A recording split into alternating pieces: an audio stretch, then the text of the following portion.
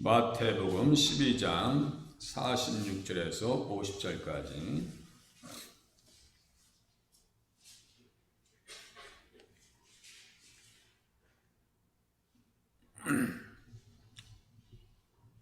같이 한 목소리로 같이 읽으시겠습니다. 시작. 예수께서 우리에게 말씀하실 때 그의 어머니와 동생들이 예수께 말하려고 밖에 섰더니 한 사람이 예수께 여짜오되 보소서 당신의 어머니와 동생들이 당신께 말하려고 밖에 서 있나이다 하니 말하던 사람에게 대답하여 이르시되 누가 내 어머니이며 내 동생들이냐 하시고 손을 내밀어 제자들을 가리켜 이르시되 나의 어머니와 나의 동생들을 보라. 누구든지 하늘에 계신 내 아버지의 뜻대로 하는 자가 내 형제요 자매요 어머니이니라 하시더라. 아멘.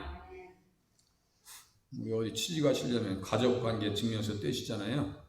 예수님의 가족관계 증명서에 우리가 이 안에 있는지 한번 오늘 살펴보세요. 가족관계 증명서에 내가 있는가. 믿음의 눈으로 보셔야지.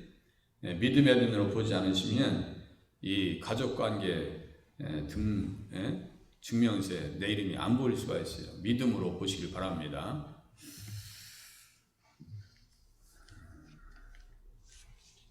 예수께서 우리에게 말씀하실 때 그의 어머니와 동생들이 예수께 말하려고 밖에 섰더라 이렇게 써 있어요. 그러니까 예수님에게 찾아왔습니다. 가족들이. 그래서 이 땅에 오신 성육신하신 예수님, 이 성육신했다라고 하는 표현을 우리가 좀 이해하기 힘들 수 있어요. 성육신했다고 하는 것은 예수님께서 육신의 몸이 되셔서 이 땅에 오셨다는 거예요. 말씀이 육신이 되어서 우리 가운데 거하심에 우리가 그의 영광을 보니 독생자의 영광이요 은혜와 진리가 충만하더라. 그죠? 그러니까 성육신했다고 하는 것은 영원 전부터 영원까지 계시는 예수님께서, 말씀이신 예수님께서 사람의 몸을 입고 이 땅에 오셨다는 얘기예요. 성육신. 그래서 예수님의 어머니는 마리아예요. 마리아에 대한 노래들도 많이 있잖아요. 그리고 아버지는 다윗의 자손 요셉이라는 겁니다.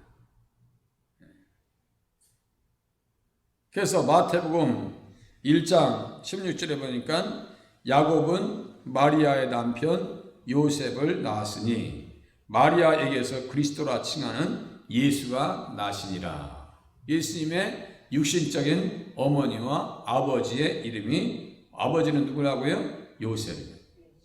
다윗의 자손 이렇게 써 있어요. 요셉에 대해서 다윗의 자손 요셉아라고 주의 사자, 이게 누구냐면 가브리엘입니다. 나타나서 주의 사자가 다윗의 자손 요셉이라고 얘기해요.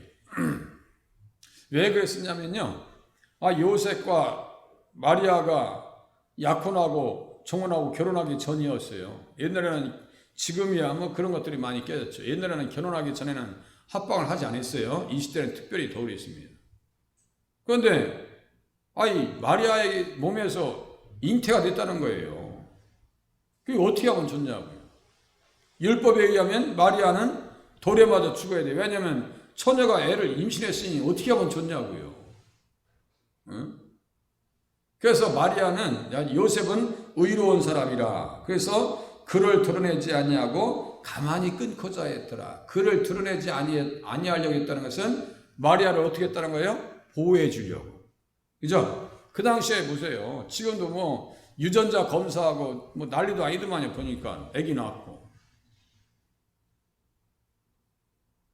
심지어 자기 자식이 분명한데 말이죠. 유전자 검사에서 아니라고 해가지고 내쫓는 그런 인터뷰하는 장면도 봤어요. 그러면 그 아이는 도대체 어떻게 되는 거예요? 서로가 그렇게 못 믿고 살면 어떻게 하는 세상이냐고요. 응?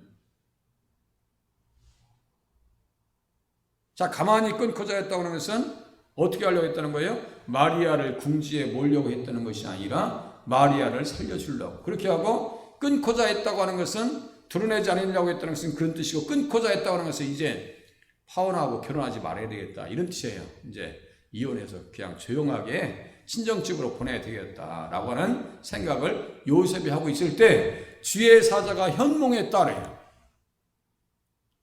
천사가 현몽에서 뭐라고 말씀하시느냐면 다윗의 자손 요셉아라고 불러요. 그게 무슨 말이냐면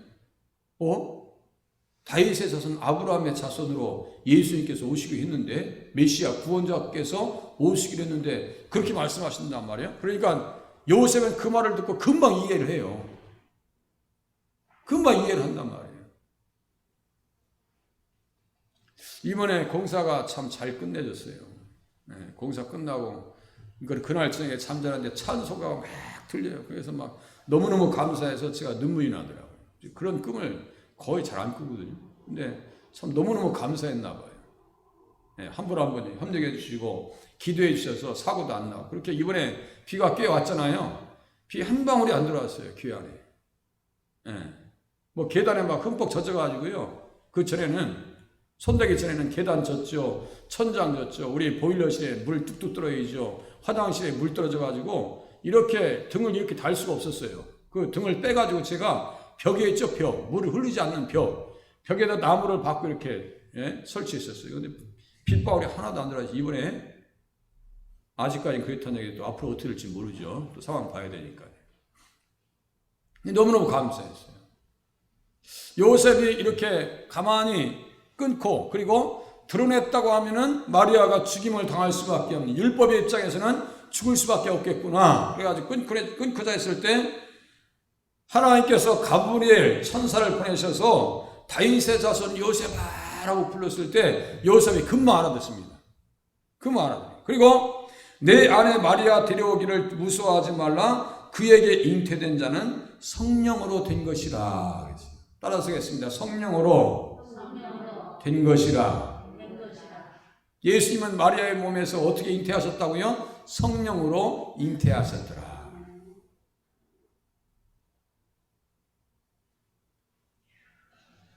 그리고 예수님의 형제와 자매들도 있었어요. 마태복음 13장 55절에 보니까 이는 그 목수의 아들이 아니냐. 그러니까 요셉은 직업이 뭐예요? 목수였단 말이에요. 목수였어요. 목수의 아들이 아니냐. 그의 어머니는 마리아. 그의 형제들은 예수님의 형제를 얘기하는 거예요. 야고보, 요셉, 시몬, 유다라 하지 않느냐. 그의 누이들은, 그러니까 최소 몇 명인 거예요. 보세요. 예수님까지 포함하면 몇 명인 거예요. 형제가 4명? 형제가 어떻게 되세요? 그러면 몇남 몇녀라고 제가 우리 8남매인데 6남이녀예요. 우리는 6남이녀 8남매예요. 8남매 중에 제가 막내예요. 여기 보세요. 예수님의 형제들 이렇게 써 있잖아요. 빨간색으로. 야고보, 요셉, 시몬, 유다, 누이들이니까 최소 2명 이상 될 거 아니에요. 그죠? 2명이서 그런 게 6이죠? 그리고 예수님까지 합치면 몇 남매예요? 최소 7남매란 말이에요. 최소 7남매. 최소 7남매를 낳았다고 요셉과 마리아가요.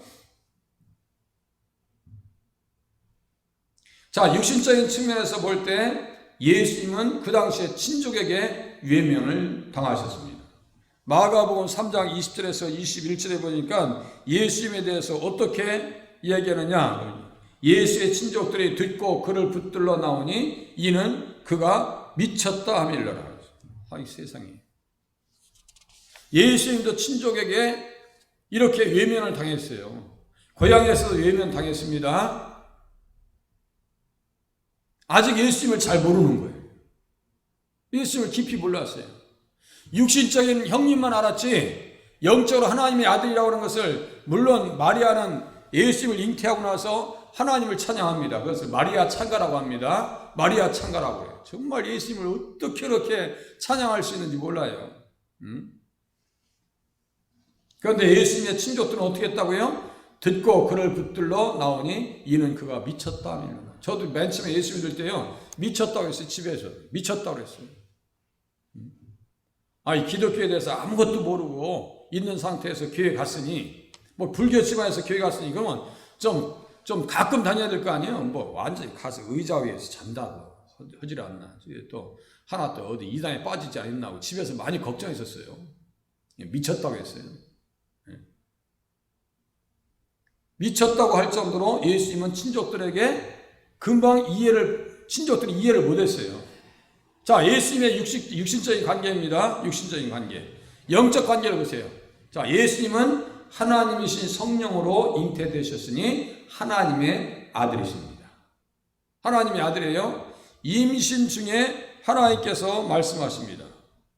자, 이 일을 생각할 때 주의 사자가 현몽하여 이르되 다윗의 자손 요셉아 내 안에 들여오기를 무서워하지 말라. 그에게 잉태된 자는 성령으로 된 것이라. 아들을 낳으리니 이름을 예수로 하라. 이는 그가 자기 백성을 그들의 죄에서 구원할 자이심이라 하니라. 자, 예수님은 누구의 아들이에요? 성령님 하나님으로 말미암아 잉태되셨으니까 하나님의 아들이시라. 그죠? 하나님의 아들이라고 하는 것을 임신 중에 주의 사자 가브리엘이 가르쳐 줍니다. 우리 예수님을 잘 알아야 신앙생활 할 수 있어요. 잘 아셔야 돼요. 이게 도대체 나랑 뭔 관계가 있는가? 우리가 믿는 예수님에 대해서 잘 모르면 어떻게 하냐고요. 자, 예수님은 하나님의 아들이라고 하는 것을 또 어디에서 말씀하시느냐? 마태복음 3장. 여기 앞에 펴보세요. 마태복음 3장. 펴보세요. 이제. 예수님이 어떤 분입니까? 예수님, 내가 믿는 예수님이 어떤 분이시지? 육신적으로는 요셉과 마리아의 아들로 오셨구나. 예수님의 형제는 6남매, 예수님까지 포함하면은 최소 7남매였더라. 요거 정도 아셔야 돼요. 가족관계. 그렇게 하고 예수님 어떤 분이라고요? 세례 받으실 때 하나님께서 뭐라고 말씀하셨는가? 마태복음 3장 17절. 한번 봐보세요. 3장 17절. 자, 같이 16절 17절 같이 읽겠습니다. 시작. 예수께서 세례를 받으시고 곧 물에서 올라오실새 하늘이 열리고 하나님의 성령이 비둘기같이 내려 자기 위에 임하심을 보시더니 하늘로부터 소리가 있어 말씀하시되 이는 내 사랑하는 아들이요 내 기뻐하는 자라 하시니라. 아멘. 하나님께서 말씀하시는 거예요. 어떻게 말씀하셨어요? 이는 내 사랑하는 아들이요 내 기뻐하는 자라. 우리를 또 예수 믿으면 하나님께서 어떻게 알아주세요? 하나님이 사랑하는 자녀요 하나님을 기뻐하는 자녀로 그렇게 거듭나실 수 있기를 바랍니다. 예수님 말씀이 나의 말씀이 되어야 돼. 예수님과 나는 형제가 아니에요. 형제. 성경에 써있어요. 형제라고. 목사님이 예수님 우리의 왕이신데 그것도 맞아요. 그런데 우리의 큰 형님처럼 대신하여 나를 위해서 기도해 주는 그런 찬양도 있어요. 그러니까 예수님은 우리의 큰 오빠고 큰 형님이란 말이에요. 그러니까 가만히 보니까 가족관계 증명서에 보니까 믿음으로 보니까 나도 그 안에 있어요 없어요? 있어요. 나도 예수님의 형제요. 그래서 예수님은 우리를 형제라 부르시기를 부끄러워하지 않으셨대요.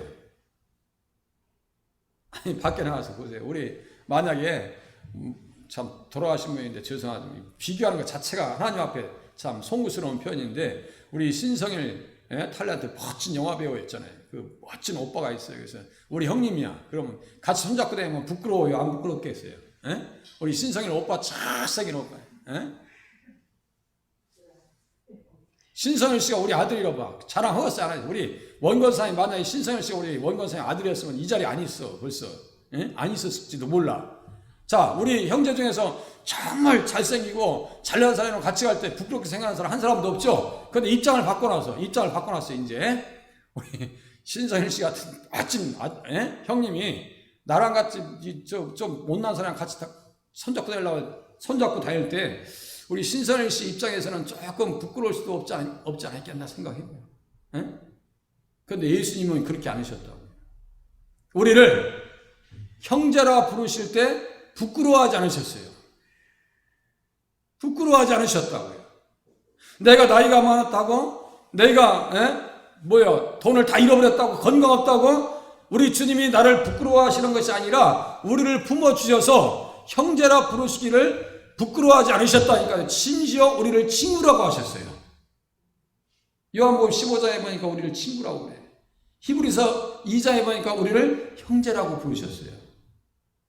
얼마나 감사해요. 감사라고 하는 것은 깨달을 때 할 수 있어요. 깨달을 때. 깨닫지 못할 때는 감사한 줄을 몰라요. 정말 깨닫고 깨달을 때마다 감사가 그냥 복받쳐 오르는 거예요.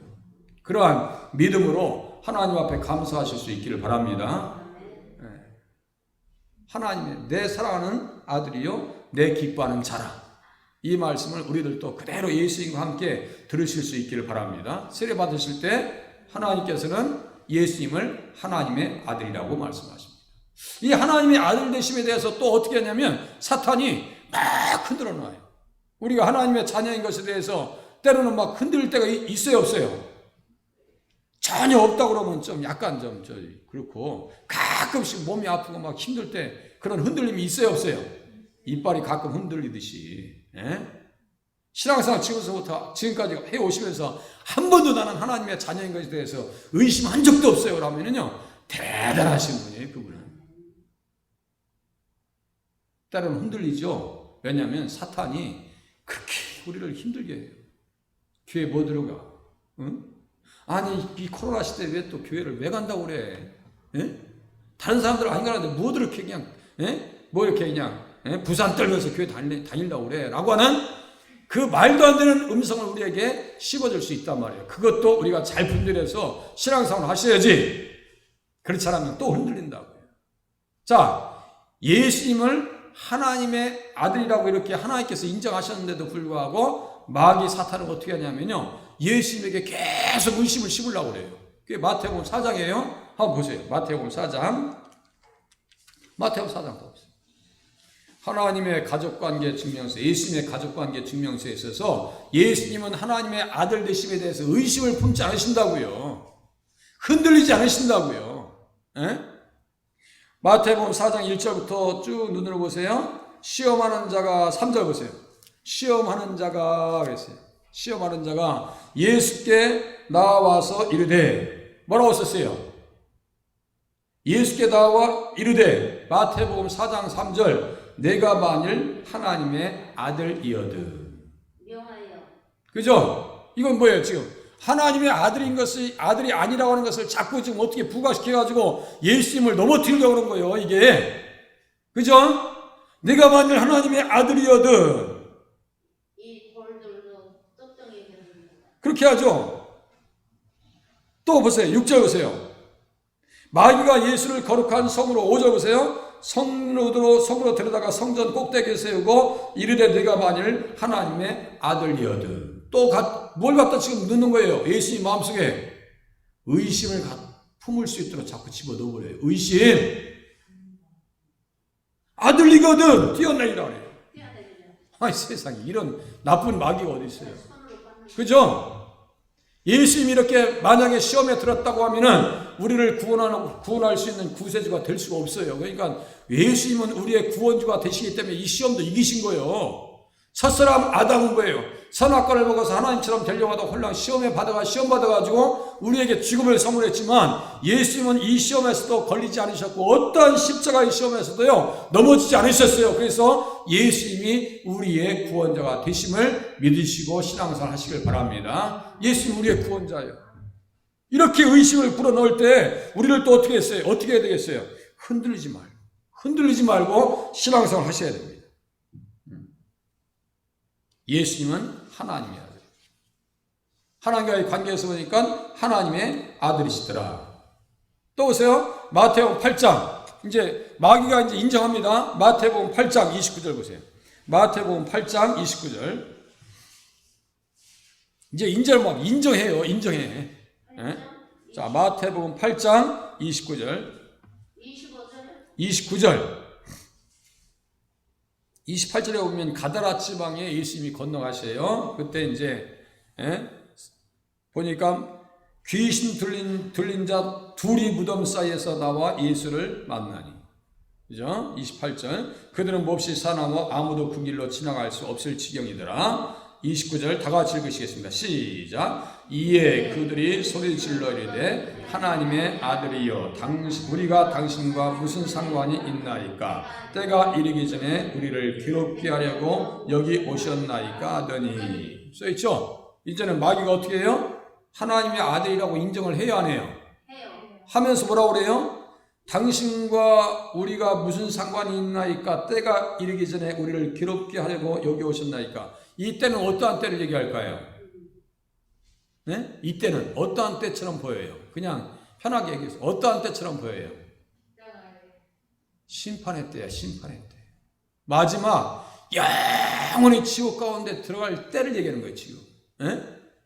마귀들도요, 자기 운명을 알아요. 예수님 이 땅에 오시면은, 아니, 재림하셔야 되는데, 오셨는데, 또 오셔서 지금 벌써 우리를 지옥에다 집어 던지려고 하세요? 이 얘기하고 있는 거예요, 지금. 마귀의 말을 통해서요, 우리는 무엇을 알 수 있어요? 예수님이 하나님의 아들이신 것이 확실하구나. 귀신같이 알아봅니다, 마귀들도. 그죠? 귀신같이 알아봐요. 우리들은 예수님을 어떻게 믿어야 돼요? 하나님의 아들로 믿으시면서 신앙생활 하시길 바랍니다. 그러면 예수님이 하나님의 아들이라고 하는 믿음을 가지고 신앙생활하고 그 믿음의 고백을 드리면 우리는 어떠한 사람이 될 수 있는가? 보세요. 자, 마태복음 16장 이제 한번 넘겨보세요.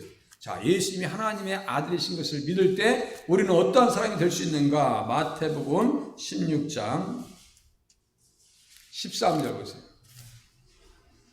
이거 하나만 제대로 깨달아도요, 오늘 많이 보시는 거예요. 16장 13절. 자, 눈으로 보세요. 예수께서 빌립보 가이사랴 지방에 이르러 제자들에게 물어 이르시되 사람들이 인자를 누구라 하느냐. 그때 더러는 세례요한, 더러는 엘리야, 또는 어떤 이는 에레미야나 선지자 중에 하나이다. 이르시되 너희는 나를 누구라 하느냐. 그러니까 시몬 베드로가 유명한 대답합니다. 시몬 베드로가 대답하여 이르되 다 같이 읽으시겠습니다. 시작. 주는 그리스도시요 살아계신 하나님의 아들이시니이다. 그죠? 하나님의 아들. 예수님께서 그 대답을 들으셔서 말이죠, 칭찬하십니다. 시몬아, 내가 복이 있도다. 정말 내가 복이 있다. 이를 내게 알게 하니는 혈육이 아니요 하늘에 계신 내 아버지이시니라. 또 내가 내게 이르노니 너는 베드로나 내가 이 반석 위에 내 교회를 세우리니 음부의 권세가 이기지 못하리라. 잘 보세요. 이 반석 위에 내 교회를 세울 것이다. 이 믿음의 고백을 가지고 있으면 교회의 일원이 되는구나. 아시겠죠? 주는 그리스도시요 살아계신 하나님의 아들이십니다 라고는 고백 가지고 우리들은 무엇이 될 수 있어요? 하나님 나라의 교회의 일원이 될 수 있다는 것입니다. 그렇게 써 있는 거예요, 지금요. 자, 교회의 일원이 되면 음부의 권세가 이길 수 있다고 썼어요? 이길 수 없다고 썼어요? 이기지 못한다고 썼죠? 정말 교회의 일원이 됐어. 예수님 안에 들어가면 음부의 권세, 사망 권세, 지옥의 문이 결단코 열릴 수가 없어요, 우리를. 지옥이 우리를 삼킬 수가 없다고요. 계시록 2장 3장에 보면 이긴 자는 내 하나님 나라에서 낙원에서 생명나무의 열매를 먹게 하리라 라고 말씀하셨거든요. 바로 그 말씀이에요, 이게. 그렇구나.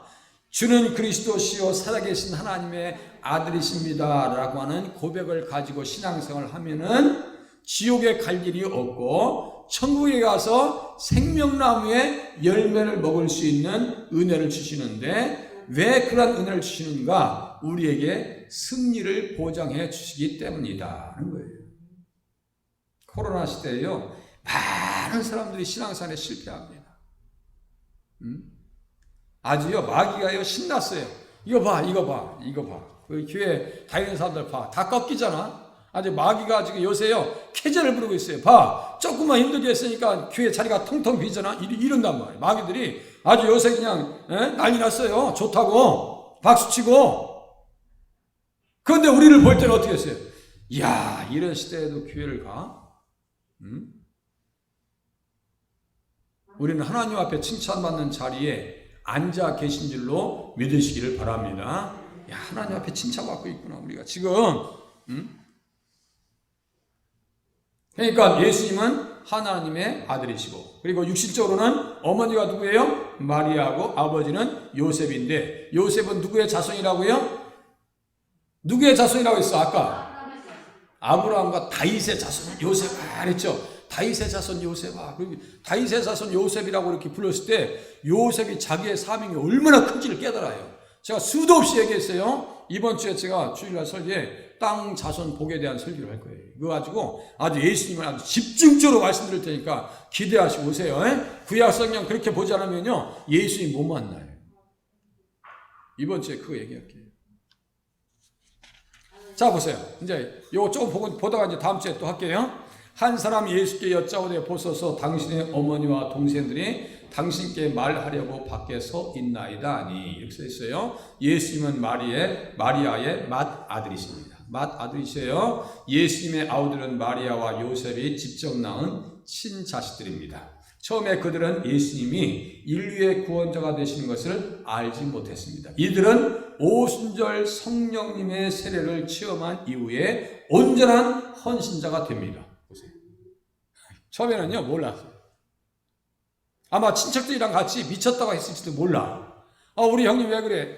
예? 어렸을 때 저렇게 착했었는데 갑자기 그냥 사람들한테 미쳤다 소리 듣고 바리새인과 서기관들을 사두개인들이 보니까 뭐 귀신의 왕 바알세분을 집혔다며 어쩌면 좋아. 믿음이 없으니까 그 말에 흔들렸겠어요? 안 흔들렸겠어요? 흔들렸을 거예요. 예? 처음에 예수 잠들었을 때 우리 집안에서도 그랬고 아마 우리 권사님들도 그러셨을 거예요. 집사님들도 야 이상하다 요새 우리 누님이 우리 어머님이 이상해졌어? 라고 하는 말을 한 번쯤 들으셨을 거예요. 그런데요 제대로 오신 거예요. 제대로 신앙생활 하시는 거예요. 제대로. 이들은 오순절 성령님의 세례를 체험한 이후에 온전한 헌신자가 됩니다. 사도행전 1장 14절에 보니까 여자들과 예수의 어머니 마리아와 예수의 아우들과 써있죠. 보세요. 사도행전 1장은 어떤 데예요? 다락방에서 120명이 모여서 막 성령님 세례 받기를 위해서 9박 10일 동안 막 기도합니다. 뜨겁게 기도합니다. 뜨겁게 기도합니다. 그때 몇 시에 성령님이 임하셨느냐면 몇 시에 임하셨다고 했어요? 몇 시에?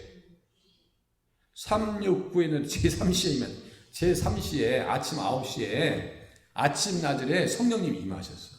있어서 그러니까 오로지 기도할 때 성령 받습니다. 그러니까 어떻게 되냐면요. 성령님이 임하시니까 예수님을 주라고 고백합니다. 주라고 고백하면서 어떻게 거듭나느냐. 이제 예수님의 형제 중에 야고보의 형제 유다가 있어요. 아까 말씀드렸어요. 자, 좀 헷갈리니까 또 그 중에 또 보세요.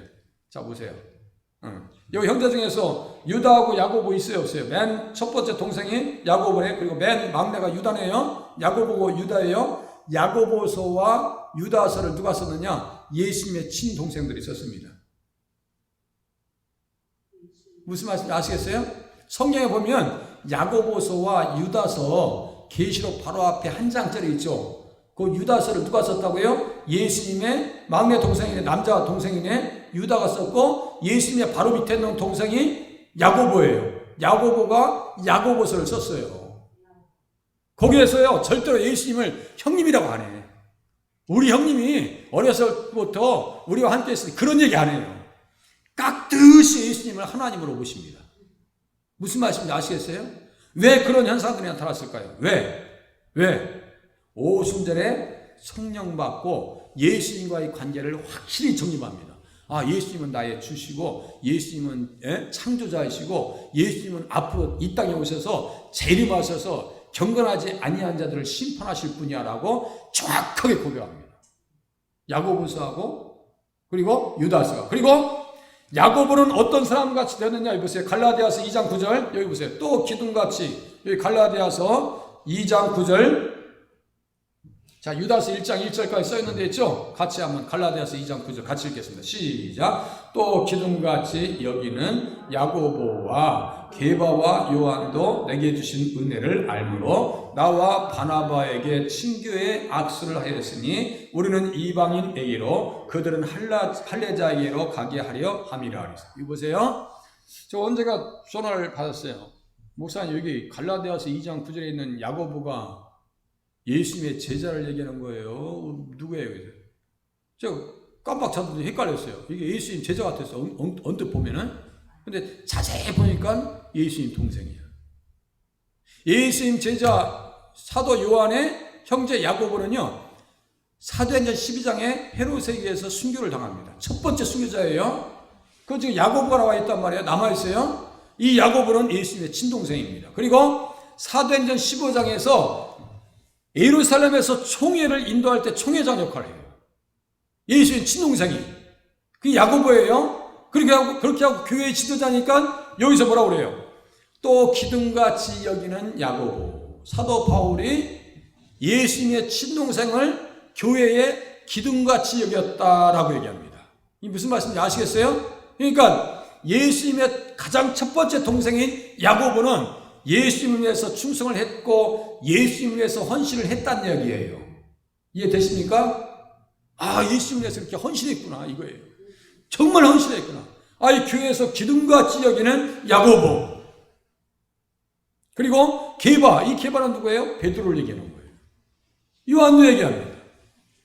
그러면서 그들은 할례자에게로 가게 하려 합니다. 그러니까 할례자라고 하는 것은 유대인들에게 예수님의 친동생 야고보 그리고 게바와 요한이 유대인들에게 복음을 전했고, 그리고 나와 바나바라고 하는 것은 사도 바울과 바나바는 이방인에게 가서 복음을 전했다 이런 뜻이에요. 그러면 예수님의 동생들이 헌신을 했다는 얘기예요, 안 했다는 얘기예요? 언제 헌신했어요? 언제 이후에? 오순절 성령님 세례를 받고. 그러니까 기도할 때 헌신자로 거듭날 수 있다 이거예요. 아시겠죠? 기도하는 자를 하나님께서 쓰시더라 이거예요. 기도하는 자, 말씀을 듣는 자, 깨닫는 자들을 하나님께서 사용하시더라 이거예요. 그러니까 시간 되실 때마다 오셔서 기도하세요. 하나님 앞에 쓰임 받으면 억울할 것 같아요? 천만에요. 그 세상 얘기예요. 토사구팽이라는 얘기하죠. 사냥개 열심히 키워서 멧돼지 잡기 했더니 나중에는 사냥개 늙으니까 잡아먹더라. 이게 토사구팽이란 말이에요. 그런데 예수님은 그렇게 안 하시네요. 절대 그렇게 하지 않습니다. 헌신한 영혼을요, 스데반의 영혼을 우리 주님께서 받으신 것처럼, 품에 안으신 것처럼요, 우리의 영혼을 하나님 앞에 쓰면 쓸수록 우리의 속사람은 달로 새로워져요. 그러니까 하나님 앞에서 몸을 드리고 청소하는데 힘들고 이렇게 했다고 내 물질을 드렸다고 아까워하실 필요도 없고, 내 젊음을 드렸다고 해서 그 젊음이 후회스러울 거 하나도 없어요. 제가 20대 때 헌신한 것에 대해서요 전혀 후회하지 않아요. 모르죠. 제가 뭐 실족했다라고 하면 후회했을지도 모르겠죠. 그런데요, 실족할 일도 없을 거예요. 할 일도 없죠. 왜? 날이 가면 갈수록 예수님이 더 좋은데, 응? 하나님이라는 것이 너무너무 감사하고 황송하고 너무너무 기쁜데요, 떠날 일이 어디 있어요? 떠날 일이 어디 있어요? 에? 이렇게 귀하신 믿음의 형제와 자매님들과 함께 신앙생활하면서 우리 예수님 바라보는 것이 이렇게 행복한데 떠날 일이 어디 있어요? 떠날 일이. 시험에 들 일도 없고 무너질 일도 없을 줄로 나는 기대합니다. 그래서 사도 바울이 그랬어요. 나의 달려갈 길을 다 달렸다 그랬어요. 나의 달려갈 길을 다 달려갔다. 우리의 시간을요 그렇게 넉넉하지 않습니다. 그죠? 인생이 강건하면 70이고 80이라는데요. 이제 거의 다, 뭐 멀죠. 저도요, 그렇게 멀잖아요. 이 세상 가만히 보니까 70, 계산해보니까 13년밖에 안 남았어, 70도. 13년. 우리 이 주변에 이렇게 어르신들 이렇게, 소출하시는 거 보면은요, 남자분들 얘기하는 거예요. 금방금방 가시더라고. 금방금방. 여자분들은 좀 늦게 가시는데, 남자분들은 금방금방 가셔요. 그래서 내가, 이게, 시간이 그렇게 많이 남아있지 않구나. 그 시간 남아있는 기간 동안에 열심히 예수님의 형제 야고보와 유다와 같이 그렇게 쓰임받는 자리에 서야 되겠구나. 그러한 자리를 소원하시면서 신앙생활 하시길 바랍니다. 기도하시겠습니다.